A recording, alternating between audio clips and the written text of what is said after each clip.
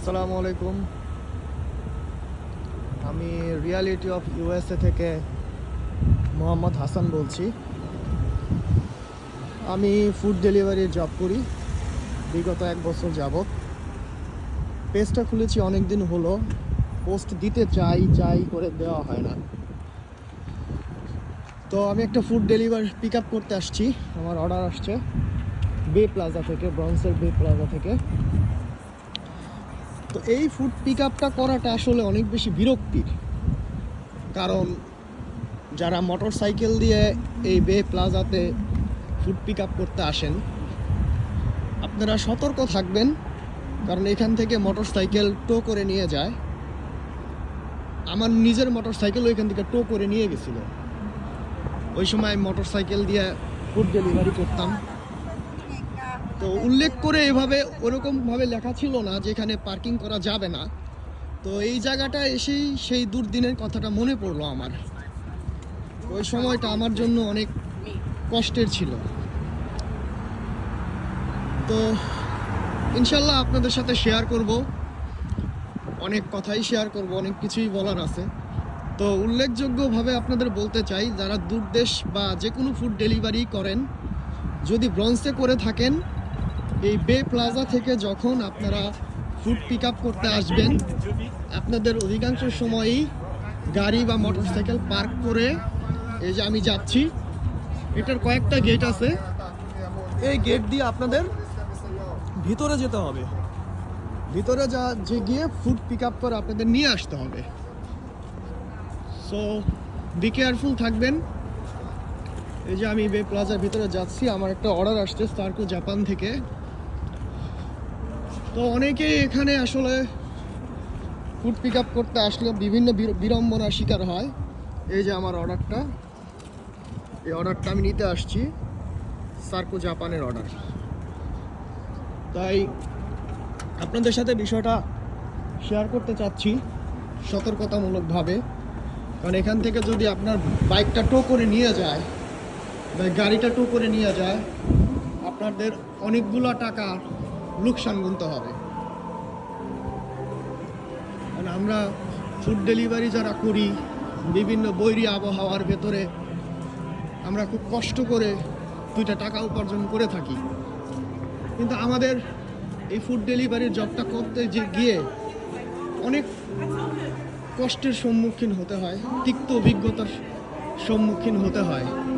আমরা অ্যাপস থেকে হোক, পুলিশের কারণে হোক, বিভিন্ন বিড়ম্বনার শিকার আসলে আমাদের হতে হয়।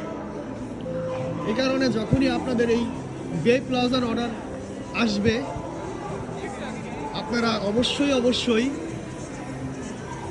পার্কিংয়ের দিকটা খেয়াল রাখবেন, যে ভুলেও কোনো নো স্ট্যান্ডিং বা নো পার্কিং এরিয়া বা প্রাইভেট পার্কিংয়ে পার্কিং করবেন না। একটু ধৈর্য ধরে হলেও অ্যাভেলেবেল কাস্টমারদের জন্য যে পার্কিংয়ের জায়গা নির্ধারণ করা আছে, সেই জায়গাটাতে পার্কিং করার চেষ্টা করবেন। এই যে আমার এখন 3 তলাতে উঠতে হবে, 3 তলাতে উঠে, কারণ এটা বে প্লাজার 3 তলাটাই হচ্ছে আপনার রেস্টুরেন্ট জোন। এখানে সব রেস্টুরেন্ট আছে।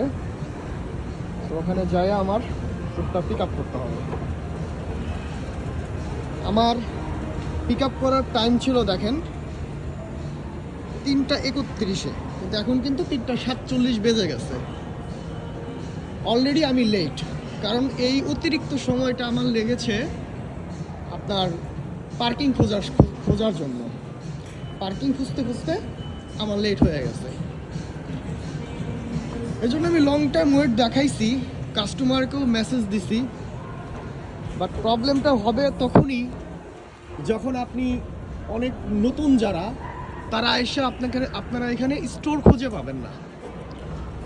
আর আপনাদের কাছে আমার একটা অনুরোধ, যেহেতু আমার পেজটা নতুন, এখানে আমি আমেরিকার কিছু হার্ড রিয়ালিটি শো করার জন্য, যেটা অথেন্টিক ইনফরমেশন, সেটা আপনাদের সাথে শেয়ার করার জন্যই আমি পেজটা করেছি। তাই আপনাদের বলবো, আমার ইউটিউব চ্যানেল সাবস্ক্রাইব করবেন এবং আমার ফেসবুক পেজটা ফলো দিয়ে রাখবেন, আমার পোস্টগুলো লাইক দিবেন এবং নতুনদের জানার জন্য শেয়ার দিবেন, যেন অথেন্টিক নিউজগুলো তারা পেয়ে থাকে। এই যে আমি চিনি, এই কারণে খুঁজতে আমার সহজই হয়েছে। এই যে সার্কো জাপান, আমার অর্ডারটা এখানে।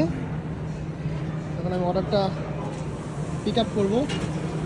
এক্সকিউজ মি,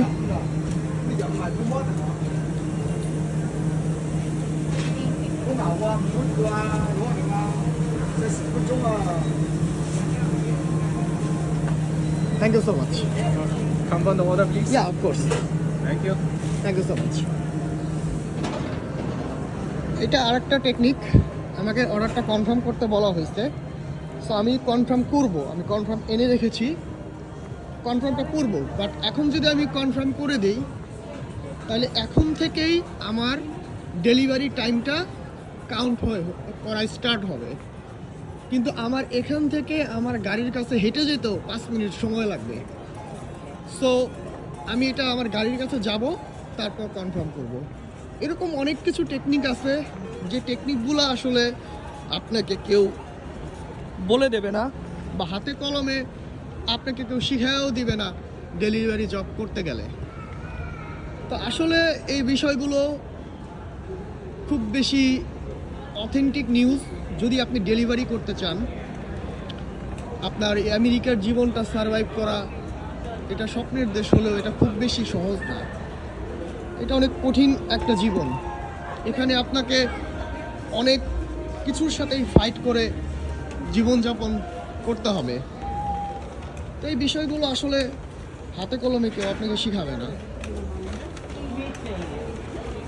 আর আমি চাই না যে জিনিসগুলো আমি খুব বেশি কষ্ট করে জেনেছি, প্রতিটা জিনিসের ভুক্তভোগী হয়ে জেনেছি, এই ভুক্তভোগীগুলা আমার দর্শক বা আমার কোনো মুসলিম ভাই হোক। আমি চাই যথেষ্ট পরিমাণে আমার মুসলিম ভাইদেরকে সহযোগিতা করার জন্য। যেমন এই যে এখন যে এখানে আমি নামতেছি, এখানে নামার পর অনেক মানুষই আপনার বুঝতে পারে না সে কোন রাস্তা দিয়ে এসেছে, কোন সাইডটা দিয়ে এসেছে সে বুঝতে পারে না। সেই জন্য আপনার একটু নোটিস করে রাখতে হবে যে আপনি কোন সাইড দিয়ে আসছেন, বা আপনার এইখানে একটা গাড়ি আছে, এই সাইড দিয়েও এক্সিট নেওয়া যায়, এই সাইড দিয়েও এক্সিট নেওয়া যায়, মেসির সাইড দিয়ে, এবং এই সাইড দিয়েও নেওয়া যায়।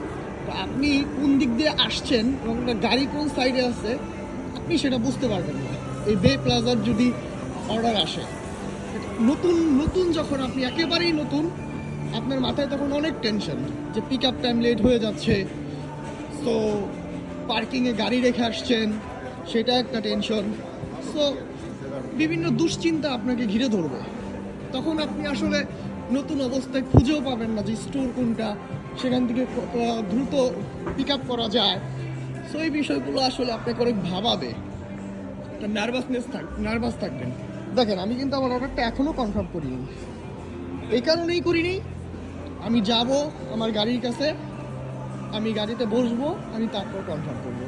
কারণ আমি অলরেডি জানাই দিছি কোম্পানিকে যে লং টাইম লেট, আমার এটা পিক আপ করতে লেট হচ্ছে, ফুড ইজ নট রেডি, এটা জানাই দিছি। কারণ আমি যদি এটা আগে থেকেই কনফার্ম করে দিতাম, তাহলে কিন্তু ওরা অলরেডি আমার ডেলিভারি টাইম স্টার্ট হয়ে যেত, আমার লেট হয়ে যেত। রাস্তায় স্পিড ক্যামেরা থাকে, পুলিশ থাকে, স্টপ সাইন থাকে, সো আরও অনেক কিছু থাকে। অনেক বাধ্যবাধকতার ভিতর দিয়ে আমাদের চলতে হয়, কারণ এই দেশটা তো আসলে সব কিছু সর্বক্ষেত্রেই আপনাকে নিয়ম মেনে চলতে হবে। যাই হোক, এটা হচ্ছে পার্কিং লট, আমি পার্কিং লটে যাচ্ছি।